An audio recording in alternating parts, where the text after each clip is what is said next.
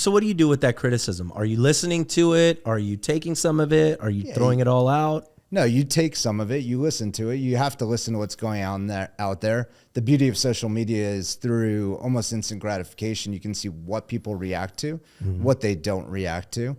So that's pretty awesome. So you get to really test in like a hyper active loop. So just producing more information, more content, you get to see what the reactions are and build off of that, and you build up over time. Welcome to Spaghetti on the Wall, where we throw ideas, see what sticks, and nurture those that do. I'm your host, Armando, an actor, entrepreneur, and coach, giving you insights that light up your world. We're here to explore the realms of business, marketing, and life, serving up a shot of inspiration with every episode. Ready to make ideas stick and grow them into something great? Let's dive in. Good morning, good afternoon, and good evening, depending on when you are consuming this podcast. We're back with another one. Zach Hoffman is in the house. What's up, Zach? Not much. How you doing? I'm good, man. So, Zach from Exalts, we had the pleasure of meeting because we have a mutual client, Justin Chopin here in personal injury attorney extraordinaire. And I said to Justin, I was like, man, we gotta meet the rest of the marketing crew, so that we're all on the same page, so that when we're creating things, we're talking to each other. And then I got to meet Zach and his cool company, and I was like, dang, this is it's a really good match. There's a lot of synergy here, and so now we're in cahoots. For sure. And we had some other mutual clients as well. So, that's right. Yeah. And so I know you guys, when it comes to digital marketing, it's a big space, right? You're doing PPC, you're doing SEO, you're doing, Google ads, your social media ads too. Yeah. So like the whole nine. So give me I know it's probably a long story, but just give me a 2-minute version on how you got to where you got. How I got to where I got. Yeah. Bottom line is driving results for our clients. Mm-hmm. But initially started out doing SEO, some Google ads when they started the program in the early 2000s. So I've been involved in the auction for a long time. My background's in finance and economics. It's natural. It's an auction market. It's all based off algorithms, finance, and just, the two together. So just continued to build the skill set over time. Now I've been in the business 19 plus years, started right out of college, and it's a passion. Definitely driving results for our clients is key, right? Like if people aren't getting leads and they're not getting conversions into new clients, we're not doing our job. So that's the bottom line for us, is driving results. Yeah, I love having marketing people in here because then we can talk shop. Because what I notice sometimes about marketing, right? It's like, great, we're getting you people that are coming through the door, right? And that's awesome. How are you making sure that you're converting those leads, right? And then that always, essentially, that always becomes like one of the big topics of conversation, because before I get into bed with somebody, I'm all like, what's your conversion rate like? Because who cares if I bring you 100 qualified leads in a month? One, can you handle it? And two, are you going to be able to close them? So how do you guys, when you're bringing on, a new client, how are you guys looking at that end of things? Well, we assist them with getting measurements in place, right? Like sometimes we find that there's no KPIs, key performance indicators, even put in place. Right. Some people don't have conversion tracking set up accurately. So making sure all these systems are in place. If they have a CRM, great. Is it set up accurately, tracking the actual source of a lead into an actual client? So working with them and making sure that we can actually measure the results of what we're initiating is really key on the onset. I fucking love that. And I'm glad you said that, because we need to have a conversation, because I don't have that set up for us. I know where people are coming from, but I don't really have the metrics, right? And I don't, so I would love to know how you guys are going into a CRM and I guess setting up these reports. There's a lot of customizations. There's a lot of abilities to set up channel segmentation within the CRMs to actually track a source of a lead into where it's actually going. There's a lot of companies out there that depend on humans to input sources. Not always the most accurate, right? There's a lot of ways to programmatically input it or dynamically input it based on tracking numbers, forms, different sources, and make sure that it's actually just electronically, digitally tracked into the system, and basically overrides any any lapse of like abilities for inaccuracies. So talk to me about analytics, because I know a lot of people are like, it's about the numbers, but then like you print out a report and then like, great, we printed out a report.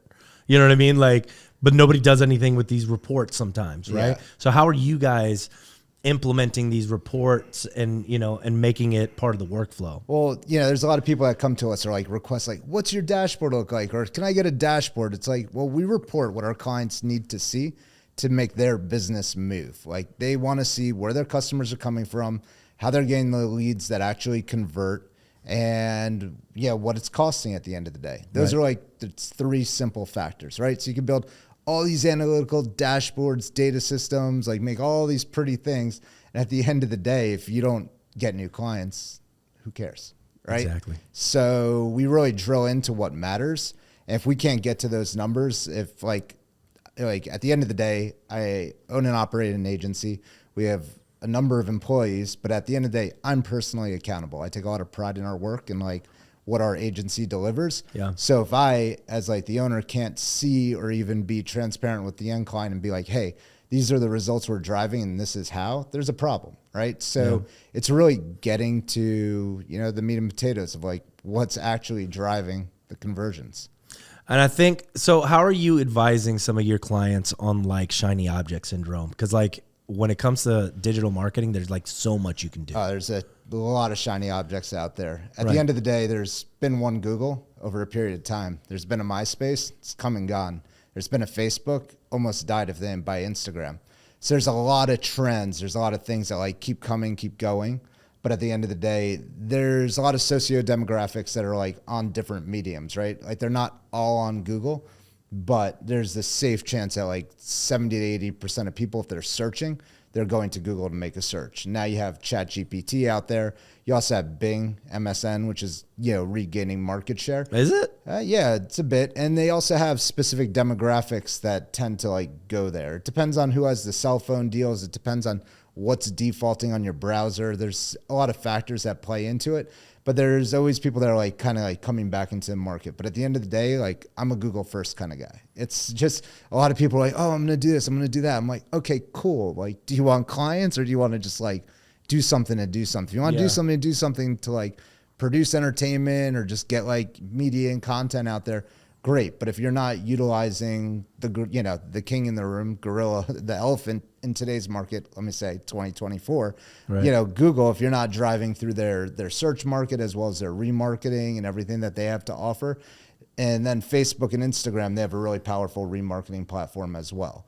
And then there's others, there's TikTok, there's X, there's different environments. Like I said, it depends on who you're targeting as to where they actually are roaming and like where you can find them.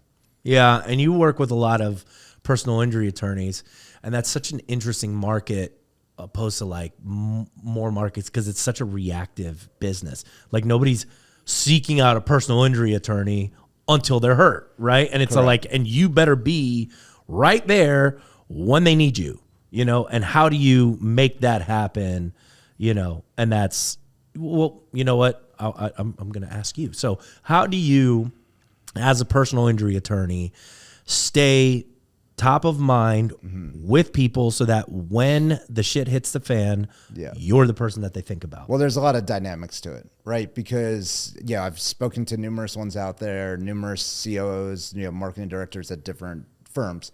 At the end of the day, what lawyers have to realize is so much adrenaline hits as soon as there's an impact that anything they saw up to that moment, no matter how much you spent to that moment, they might not remember a thing, right? So at that instant, they're doing something after the fact. And you always have to realize like the victim, like if it's a key victim and like they were really hurt, like seriously hurt, like 7, 8 figure, 9 figure settlement hurt, like they're probably not the one doing the search, right? Right. So you're probably communicating with a loved one who's in distress as well. Right. So where are they going to go? Are they going to be on Facebook or Instagram looking for help? Are they going to be doing that? Like maybe to like forget about things, but they're going to go to that, you know, king in the room that where they like, you know, the elephant, where they go to search, where they trust. They're probably going to go to Google, right? Ask the question or try to like do some research. I need to talk to a lawyer. I need to talk to an attorney, you know, and then the lawyer has to be ready for the inbound interaction.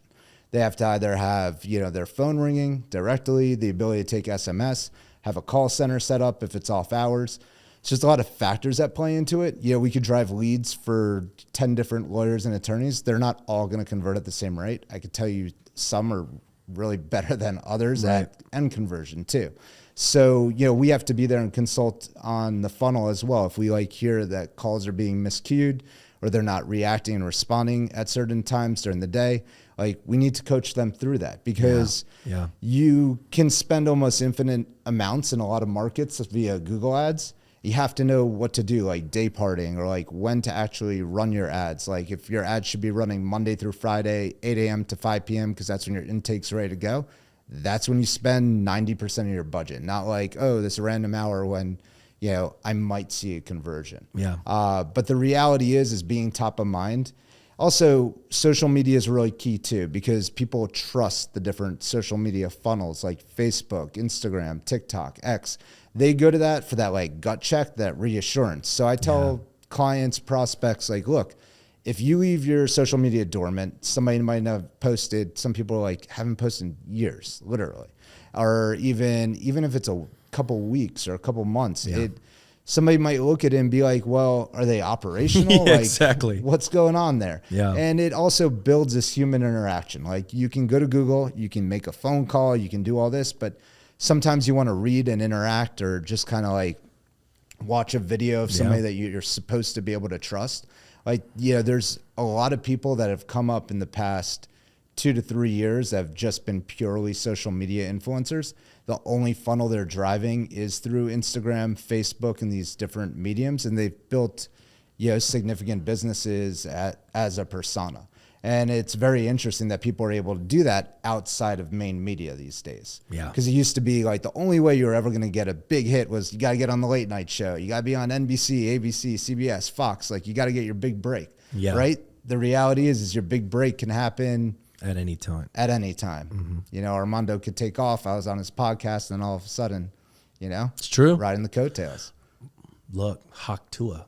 You know what I mean? Come on, you know. There's a Halloween costume for it this year. I mean, dude, that's what I'm saying. It's like one thing. You are literally one video away from a ton of money, a ton of press, a ton of, authority, thought leadership, the whole nine. You never know where it's going to come from, which is why you have to just be doing it on a consistent basis. Yeah, I mean, people think it comes from one video. The reality is that that rock star, that video star, had been working at it for 5 to 10 years before they have that big break. It's not all of a sudden. It's just getting to perfection. It's you've been polishing the craft for a number of years over the time. 100%. It was so funny. I was just doing a podcast with my wife, and we were talking about imposter syndrome and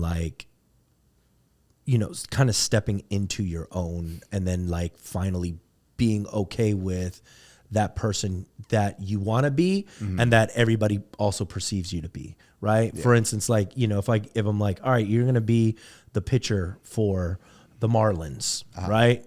And in your mind, you can fantasize about it. You can train your ass off. Yeah. There will always be some part of you that when you get on the mound, not just inability, but there will be a disconnect that you don't believe that you should be there, right?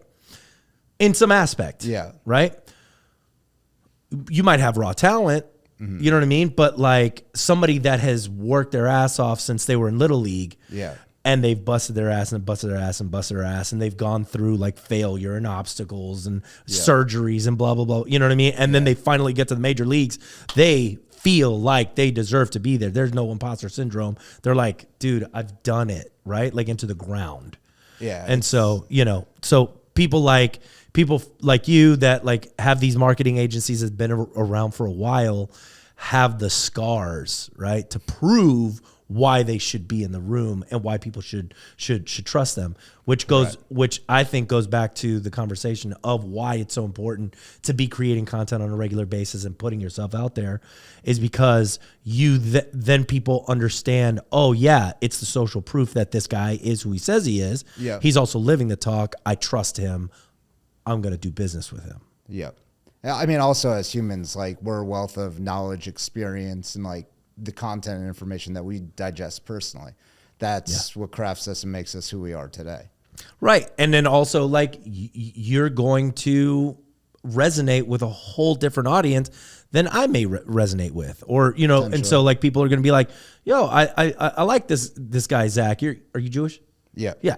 So, you know what I mean? Like, you know, he's a Jewish guy. I have a lot of Jewish clients. You know what I mean? Like I know that community well. Mm-hmm. When I meet Jewish people, like, I'm like, yeah, it makes sense for me, right? Like I know the culture, I know the, you know, so there's synergy there, you know? Yeah. I mean, look, at the end of the day, it's, I've spent 8 or 9 figures at this rate in like media dollars. I've done it for large firms. I've done it for large organizations and companies. Like I've gone after business for clients when literally profitability is not a thing. Like it's just like spend to acquire, spend to build this business because they have a certain goal set in mind. Mm-hmm. And when you have those experiences, it's like night and day from somebody that like is trying to like say like, oh, I do this, or I decided to do that. Yeah. Like the reality is we have these experiences, like we've been through it. I'm an active business owner. I'm there day to day, minute to minute. And that's what we do. That's what like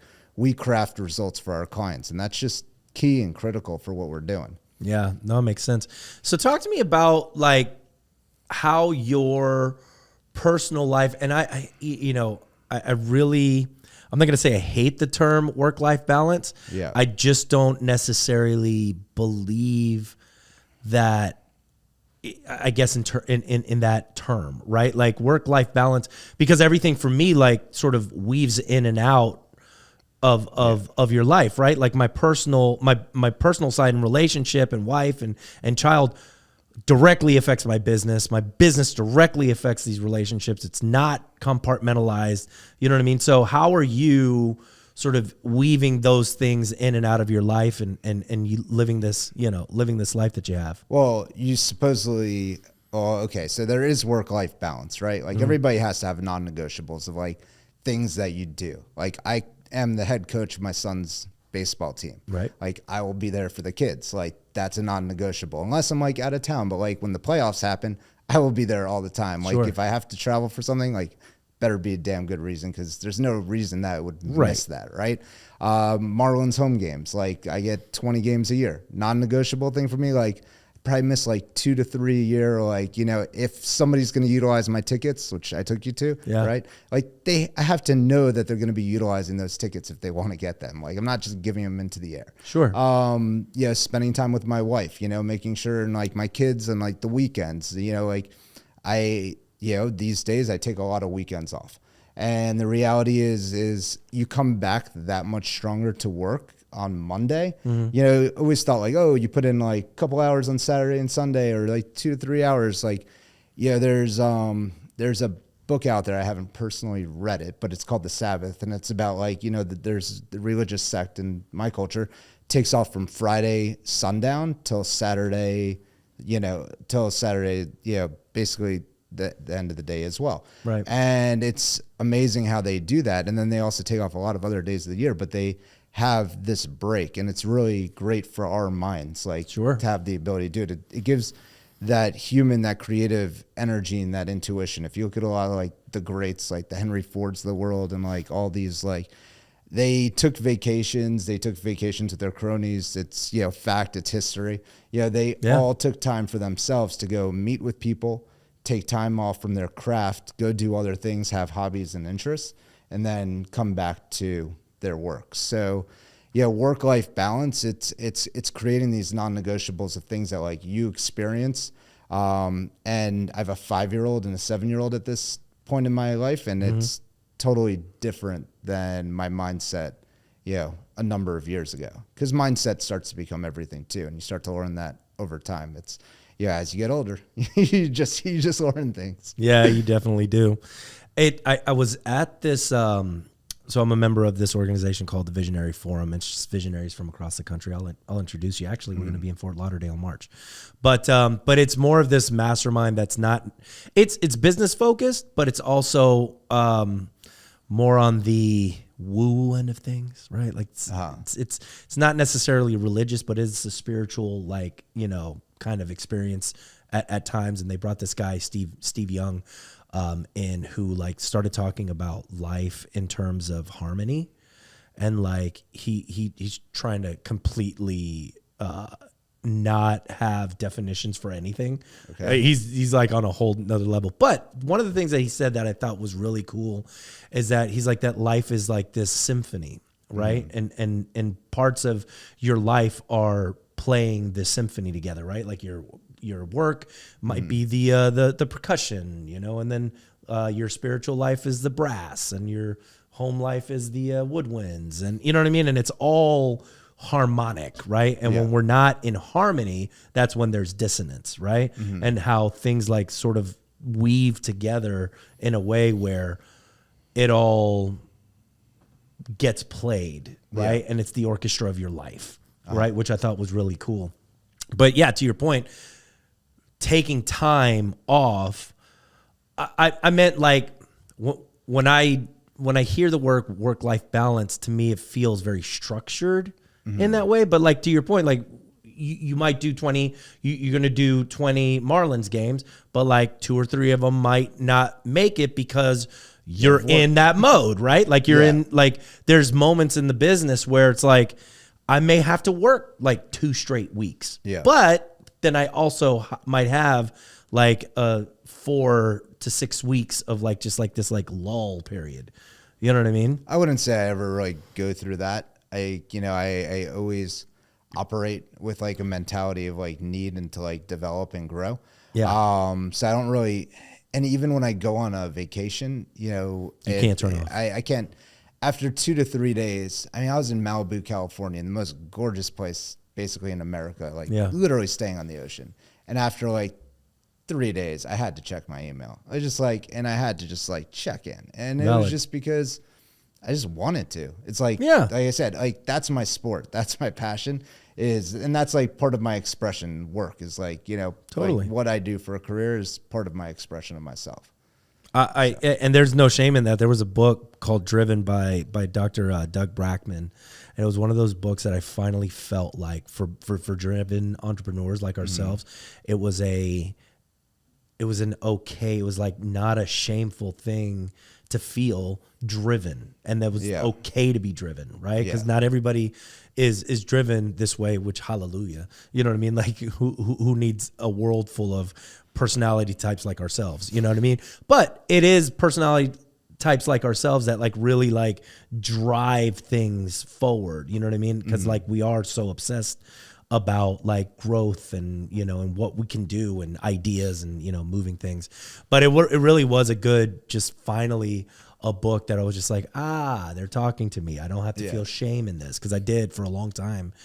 When I would be on vacation, they're like, dude, can you like stop and be like, I can't. I really can't. And that's okay. I can't. I mean, I'm going to be present. You know what I mean? But like, the fact that I have this time free on vacation is also giving me ideas about the business, right? Because I am relaxed. So what am I going to do? I have to put that somewhere, And so my wife knows now that like that is just my personality. I am going to be present, but there will be times where I'm like, I'm inspired and I want to like go down a brainstorm rabbit hole of what that could be like, And I'll call Will real quick and be like, hey man, I got this really cool idea. I'm on vacation, but let's talk about that. Yeah. There's the back of the napkin ideas, it happens all the time. I love Southwest napkin. Southwest has a napkin, the napkins that they give, and it is his napkin drawing of when he first started the business, which I thought was really cool. Interesting. Talk to me about some epiphanies that you've had in the last 3 months in the marketing space, because I know it's a constantly evolving thing, but something that you saw that you're all like, this is going to be super impactful. Besides AI. Yeah, in the past 3 months, so you're October 2024, I feel like I'm back to the future, but it's like the reality is like, so you're saying in the past few months, I mean, it's it's like you said, it's been a hyperactive year since like the ultimate release of ChatGPT. Yeah. Like, yes, there's a lot of things in marketing that have evolved. It's empowered a lot of people to come up with really cool ideas and like really get their time back, which they might have not had before, or even empowered people to come up with content and information that they may have not been able to do in the past. But in the, it's really, you really have to test, and you really got to be ready for criticism. Like if you're a marketer and you're an active marketer and like you're aspiring to be, you're going to get a lot of feedback along the way, and you just can't get discouraged. You can't listen to people really that aren't like on, I would say like a positive feedback sequence, or like somebody that's like going to help like build you. There's a lot of critics out there is the reality of it. And you can't let the critics hold you back. Dude, the critics. Yeah. So what do you do with that criticism? Are you listening to it? Are you taking some of it? Are you throwing it all out? No, you take some of it, you listen to it. You have to listen to what's going on out there. The beauty of social media is through almost instant gratification, you can see what people react to, what they don't react to. So that's pretty awesome. So you get to like, really test in like a hyper active loop. So just producing more information, more content, you get to see what the reactions are and build off of that. And you build up over time. But like I said, you can't let people out there dissuade you from the path that you want to pursue, regardless of who you are, what you're trying to do. So what does 10 years look like for you? 10 years look like for me? Well, I don't mean to sound like an old man, but I start to look at my children in a way of like what ages they will be. But at 10 years look like for me, well, I believe that, I'll still be running Exalts, what we do to drive client results. I don't know it's going to be the same in the next decade as to what we're doing today, right? But we're always evolving. You always have to be evolving, or else you're just repeating what you're doing, and it's not always going to get you what you need to do, or like it's not going to get you the output you need. Mm-hmm. And for all the number of years I've been in business, and all the times I'm like, oh, what about what? It's like you just need to stay the path and continue to do what we're doing, and that's driving results. So in the next decade, it's just next 10 years. It's I don't have like an honest answer, because things hyper evolve, change very quickly. We see. Fortunately, I've seen a lot of evolutions over shorter periods on that, and I believe that's because I like to keep the pedal to the metal and continue to pursue. 100%. How do people work with you? Well, they can either call or text me, or go check us out at exalts.com, but I'm definitely accessible. So, very cool.